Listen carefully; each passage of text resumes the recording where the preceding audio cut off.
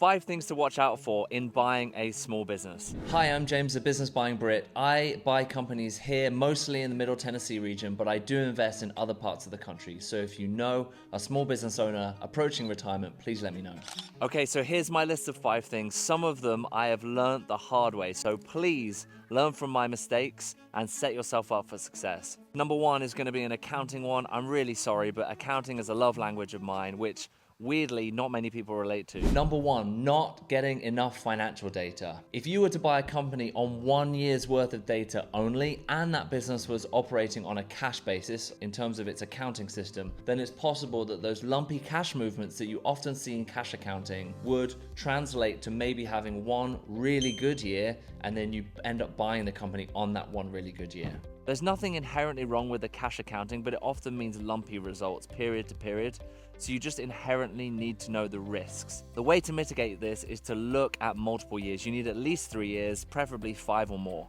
As you start to stretch out the time horizon, it starts to smooth out the results. You don't see these huge swings from period to period or year to year. You want to make sure you weight the last few years appropriately for the business and the results and the specific industry, all of those things, but it will give you a more rounded view of what the business is worth rather than just looking at 1 year in isolation. Number 2, forgetting working capital. Working capital is the lifeblood of a business, just like the blood flowing around your body right now to keep you alive. So is cash flowing around the business, the working capital keeping the business alive. So what form do we see working capital in? Well, it's often in accounts receivable, which is money coming to us from our customers, in accounts payable, money going out from us, sometimes in inventory, and it's also just sitting in our bank accounts too as cash. So I'm not saying a small business owner would do this, but if they wanted to take advantage of you, the new buyer, in a transaction, what they would do is they would run up their accounts payable and keep all the cash. They would hoard the cash and not pay the bills that are due. So that accounts payable transfers to you, but they keep the cash.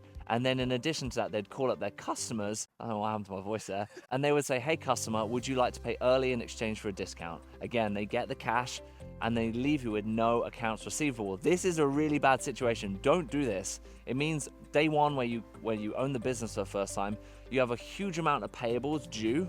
You have no money coming in because your receivables have been wiped down to 0. This is bad. This is just bad. Don't do this. Bad. Bad, bad, bad. Number 3, ignoring operational and market diligence. Operational diligence sits outside of financial and legal diligence, which are the big 2 that people often look at, and looks at several things, including supply chain, production process, the softwares that are used to run the business, condition of the facilities, overdue maintenance on machines, distribution channels to market, and also key supplier contracts and terms. Basically, anything operational that you don't want to leave to chance. Market analysis is looking at the competitive landscape. Who are the competitors? What are they like? What do they offer? What is your value proposition in comparison to the competition? You do not want to move into a market where there's one dominant player that is slowly dominating and taking over the marketplace. Well, maybe you do, but I certainly don't. Number 4, overestimating your performance post-close. This is a good one. Everyone likes to have an optimistic view of what their performance will be like in the future and how the business will do. You may be very bullish on yourself, and that's great, but don't plan for that. Make sure your plans are conservative. It is very typical when a business is purchased that the performance actually dips a little bit at the beginning. Why is that? It's often because you need to adjust to the business, and guess what? The suppliers, the employees, the customers all need to adjust to you as well. So if this happens, do not panic. This is why it's so important in your planning to make sure you have a bit of coverage in your calculations.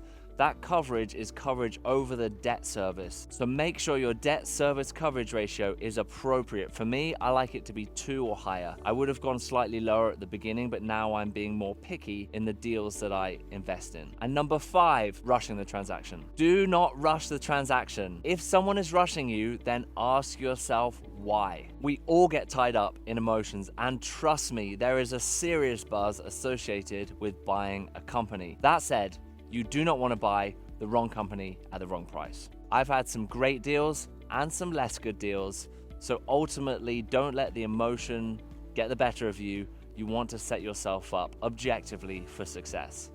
Thanks for watching. If you've made it this far, you are a 1%er. If you would like to join the best small business investing community on the internet, I invite you to join the Inner Circle. You can check it out at businessbuyingbrit.com. It is a year-long commitment that provides you all the education that you need, in addition to the accountability and the community to walk alongside you as you change your life. This is James, the Business Buying Brit, signing off.